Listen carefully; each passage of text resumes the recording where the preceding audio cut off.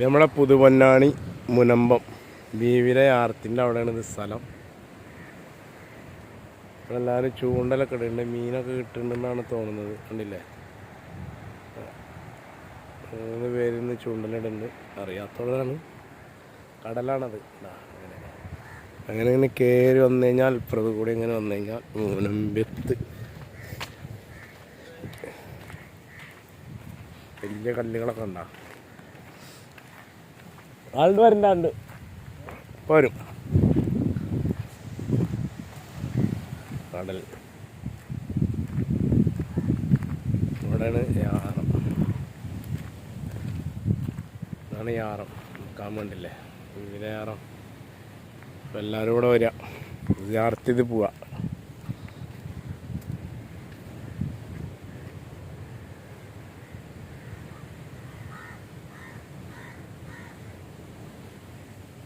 വലിയ കല്ലുകളാണ് ഇവിടെ കണ്ട.